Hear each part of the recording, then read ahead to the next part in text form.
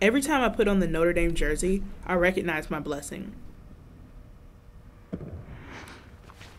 Being a black girl from Detroit, raised by a single mother, who was raised by high school dropouts, who themselves were raised by sharecroppers with third-grade educations,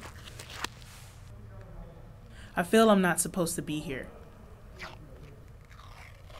But I am here.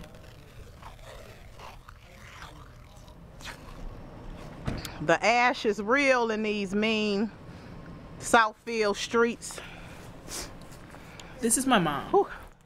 She's showing off the family accomplishments, but skips over her own. We have Indi from She got her degree when I graduated high school, but she says she furthered her education only as a stepping stone for me to get mine.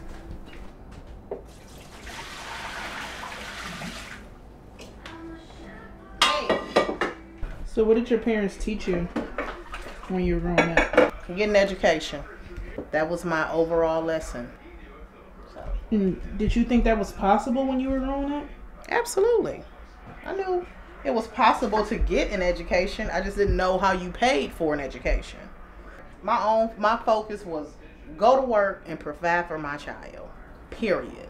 I wanted an education because I wanted my daughter to know it was still possible. No matter what challenges you're faced with, it's still possible to better yourself. So when your daughter was going to Notre Dame, an all-white university, what was going through your mind? First of all, it's not an all-white university. It's majority white university. And this is what I've always told my daughter. No matter what, we're always going to be the minority. It's just something you're going to have to deal with for the rest of your life. I didn't want her to have the same prejudices that I have based on my experiences. So I tried to kind of force her out there. No. It is what it is.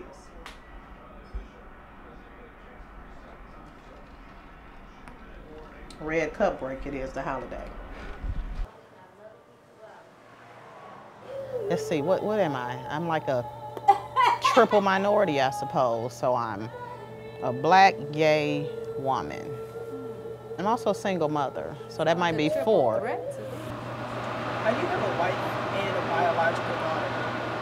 How do I have a wife and a biological daughter? Wow. So my daughter was born in 1995. And I guess I would say I came out in 96. So that's how I have a daughter. You know, I just wanted to have her to have a perfect life. And I knew that would be difficult by me making the decision to be happy and be a parent, I guess. Everything you do affects your kid. Gay, straight, you know, black, white, everything. Every decision you make as a parent, everything that you decide to buy, it affects your kids. It does. So I don't know if it negatively affected her. Shit, she graduated from Notre Dame, so it couldn't be too bad. You know, she's not out here killing people. She's a good kid. I raised a good kid.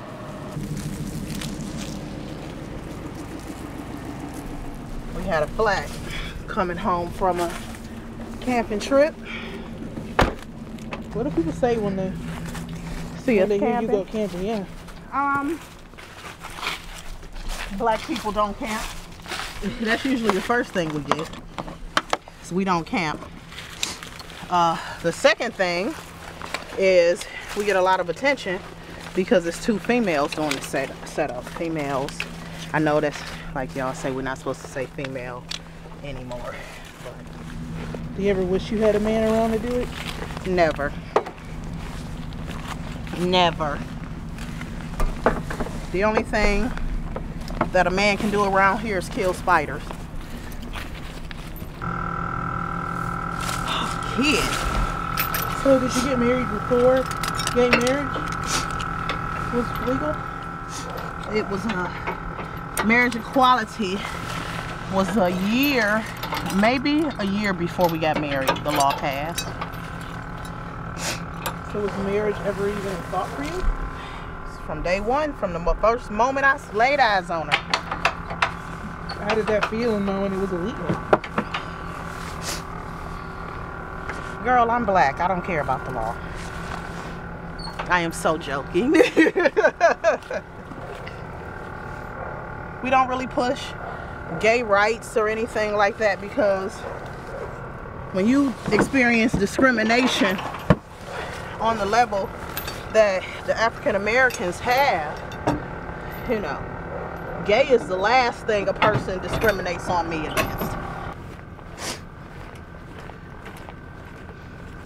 I think it's the third one in there. Hey, Grandpa. Hey, Josephine. Why are you here? I am here to pick this up.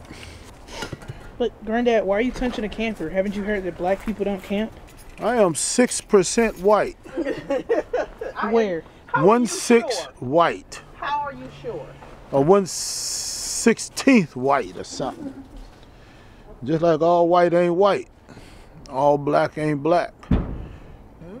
If I still stay in America long enough, another 250 years, we all gonna be the same color. We're gonna look like American Indians. He's joking. This is my granddad. He chose to drop out of high school to help his single mother provide for him and his little brother. Oh my goodness. I went to school in a one-room schoolhouse. What my guiding counselor told me at school, when I went in the office, I never forget. Lord knows I'm glad I don't run back up on that man. I choked the daylight out of him. When he told me black people wasn't going to be nothing but porters on train, don't even seek an education. That's why I instilled in my children. That's why I told y'all, get an education. That's the only way you can defeat them. I come from a very, very, very segregated area. The last time I seen my father, the Ku Klux Klan had him. We was under the impression that we'd never see him again, that they was going to kill him. But they brought him back home after they took him somewhere in the woods. I was very young the last time I seen him. They took him somewhere in the woods. And when they brought him back home, they told him that he needed to be out of town before sunset. And that's the last time physically I ever seen my father. Last time I ever spoke to him. And next thing I know, he died out in California somewhere. So anyway, let's get off that subject. Wait, what did your mom used to tell you? Did she used to tell you how to avoid them, or how does she deal with something like that? We always trained not to look at white women, not to walk on the same side of the road with whites. We always trained that way because our parents did it, and automatically we fell into position. Not to say certain things, how to approach them. We was trained to do that. You know, the same way I tell you, life is not going to be a rose garden. There's too much hatred in the world. Do I think the world going to get better? No, it's going to get worse. It's going to get extremely worse. And you're starting to see it now. Whenever you can march down in a place like Charlottesville and do the things you do and go back home and people act like it's okay. You know, no. So, what do? I pray that nobody treat me like I'm less than, because I don't know how to react to it any longer. Yeah, we got. It's a lot of racist people. My one neighbor, he's crippled, and he rolled out his chair out there, and he shook his confetti flag, and he was trying to put it up. Because I'm a Christian, I went to help him put the flag up. Because he can help you put your nigga. Ends at the Confederate flag, baby. That's where it stops. My ignorant ass went right over there. Where you wanted that, baby? The Yep. racist flag. Yep, and then I went right in my house and got my shotgun and walked it to the car. Why I was walking that gun to the car, I don't know. But you wanted me to see your flags, so I wanted you to see my gun. I know that's That's what I don't like. All the racist people post Confederate flags, so it make it racist. Even if you don't know the meaning of the Confederate flag. Right. So, fucking neo-Nazis. They know what the fuck that flag mean. They be doing that shit on purpose. I don't give them passes. Y'all know what it is. So they can say it's a battle flag and all that bullshit they want to. They know what it is. But they say it's Southern pride. Yeah, Southern pride and hanging our black ass out of trees. We haven't got our restitution. We haven't gotten our apology about slavery. That shit still affects us to this day, and the Congress still hasn't apologized about it. My grandmother worked on a plantation until she died. What the hell is plantation? Yeah, folks didn't even think they were around. I was born in 1974. My grandmother died in the 90s. You better work it. Yeah. You better know it, baby. So they're still working plantations down in the South. What's this? I got no plantation. They pay people, but I don't know if I wouldn't even apply for that shit. My senior year at the University of Notre Dame, I broke the indoor shot put school record with a throw of 16.23 meters. My freshman year, I got called a hood rat by a white man at my first ever college party. So, I don't know how many years my grandmother worked for this bitch. But at her funeral, the lady from the plantation came up and talked about how great of a servant my grandmother was. What? And my mother would have a conversation with us on the ride there about how we couldn't do what we did up north, down south. How you couldn't say yes. You had to say yes, ma'am. How you couldn't say no. How you had to say no, sir. The first house my grandparents lived in, can't nobody tell me that motherfucker wasn't some slaves lived in that bitch. Can't nobody tell me that wasn't fucking slave quarters. And it's still people living like that. That mentality is so ingrained, and it is so hard to break, and nobody gives a fuck.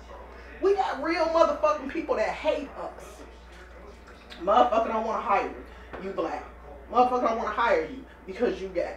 They don't even want to help a motherfucker. I hate discrimination on any levels. This is the first time I'm hearing you tell me this. Wow. First time I'm seeing it because I don't want you to have. You can't have the hate that I have in my heart. I can't let you carry that on. I can't. You gotta break the cycle. You gotta break it.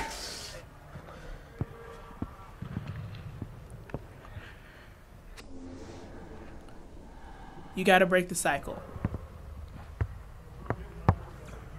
You gotta break it.